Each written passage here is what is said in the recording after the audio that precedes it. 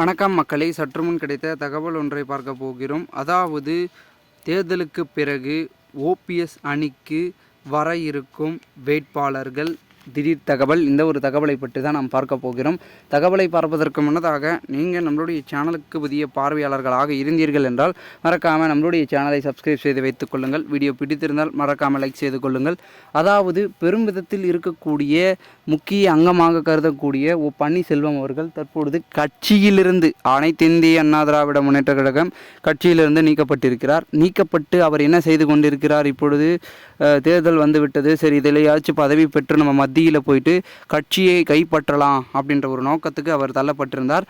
அதனால் என்ன பண்ணாருன்னா, ஒரு புது முடிவை போட்டு பாஜகவுடன் கைகோர்த்து கூட்டணி அமைத்து சுயேட்சை சின்னம், ஓகேங்களா, நம்ம தாமரையில் நின்னா தான் தப்பாயிடும். அதனால் சுயேட்சை சின்னத்தில் நின்று போட்டியிட்டு கொண்டுலாம். அப்போ தான் நம்ம பார்த்தீங்கன்னா பாயிண்ட்டாக பேச முடியும் எல்லாருக்கிட்டையும் அப்படின்றத யோசித்து கரெக்டாக செயல்பட்டு கொண்டு இருக்கிறார். சரி, என்னவோ ஓகே, ராமநாதபுரம் ஒரு தொகுதியில் போட்டியிடுறாரு, வெற்றி பெறுவாரா தோல்வி பெறாரா அது அப்பாற்பட்ட விஷயமா இருந்தாலும் களத்தில் நிற்கிறாரு, ஓகே.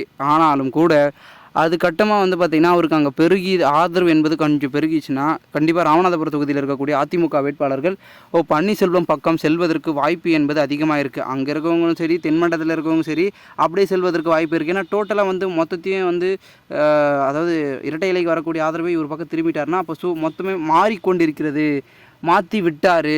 அப்போ இதுக்கப்புறம் எப்படி வரும்? அப்போ மொத்தம் இந்த பக்கம் தானே பார்த்திங்கன்னா ஒரு ஒரு சுயேட்சை என்பது மாறிவிட்ட பிறகு எப்படி மற்ற வாக்குகள் இரட்டை இலைக்கு வரும்? இப்போ இரட்டை இலை பெரும்பான்மை இழந்து விடுமா? அப்போ அதுக்கடுத்து 2024 என்ன பண்ண போகிறாங்க? அப்படி இப்படின்னு பேச்சுக்கள் தான் பேசப்பட்டு கொண்டு இருக்கிறது.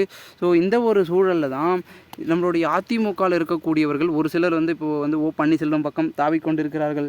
காரணம் என்னவென்றால் பன்னீர்செல்வம் அதிமுகவில் வரப்போகிறாருங்க. இந்த ஒரு 2024 ஜூன் 4ஆம் தேதி நடைபெறக்கூடிய அந்த தேர்வு முடிவுகளுக்கு பிறகு என்ன நடைபெறுகிறதுன்னு மட்டும் பாருங்கள். அதிமுக கட்சி பல விதமான மோதல்கள், சிக்கல்கள் எல்லாத்துக்கும் அப்புறமா காட்டி தான் ஒரு நிலைக்கு வரும். அதாவது போன பொதுக்குழுவில் நடந்தது அல்லவா, அவர்கள் இவரை அடிப்பது, பாட்டிலை தூக்கி வீசுவது, அதை போடுவது, ஃபோட்டோக்களை போட்டு உடைப்பது, அப்படி இப்படி நிறைய சிக்கல்கள் நடந்தது அல்லவா. அதே போன்று இப்பொழுது பார்த்திங்கன்னா நடக்கப் போகிறது அப்படின்னு சொல்லிட்டு இருக்காங்க அந்த தேர்தல் முடிவுக்கு பிறகு. ஏன்னா பார்த்திங்கன்னா டோட்டலாக அப்படியே கட்சியே நிலை குலையும் அளவுக்கு பார்த்திங்கன்னா ஆதரவு என்பது இல்லாமல் திணறும். சட்டமன்ற தேர்தல் என்பது ரொம்ப முக்கியமான தேர்தலுங்க. இப்போ திராவிட முன்னேற்ற கழகம் ஆட்சியில் இருக்காங்கன்னா அதுக்கு காரணம் அதிமுக தான். ஏன்னா அவங்க அந்த சமயத்தில் ஒற்றுமை இல்லை, அப்படி இப்படின்னு தலைமைக்காக அடித்து கொண்டிருந்ததன் காரணமாக நமக்கு இதுதான் ரூட்டு அப்படின்னு அவங்க பிடிச்சிட்டு மேலே போயிட்டாங்க. இப்போ இவங்க பார்த்திங்கன்னா பின்னணியிலேருந்து ஐயோ விட்டதை பிடிக்கணுமே அப்படின்னு யோசிச்சுட்டேன். என்னது முடிந்தது பிறகு இதையும் மாற்ற முடியாது, இனி நடக்க போவதை மாற்றணும் என்று நினைத்தால் அது நம்மளால் மட்டும்தான் முடியும் அப்படின்றத இறங்கி பன்னீர்செல்வமும் அதிமுகவினரும் பண்ணிகிட்ருக்காங்க. பொறுத்திருந்து பார்க்கலாம் என்ன நடக்கிறது, என்ன மாதிரியான விஷயங்கள் என்பதனை. மேலும் இதுபோன்று நீங்கள் அரசியல் சார்ந்த தினசரி தகவல்களாம் உடனுக்குடன் தெரிந்து கொள்ள நம்மளுடைய சேனலை சப்ஸ்கிரைப் பண்ணிவிட்டு கூட இருக்க பெல்லைக்கான ஆளில் கொடுத்து வைங்க மக்களே. அப்போ தான் அரசியல் சார்ந்த காணொலிகள் உங்களுக்கு நோட்டிஃபிகேஷன் மூலமாக கொண்டே இருக்கும் என்பதனை தெரிவிக்கிறேன்.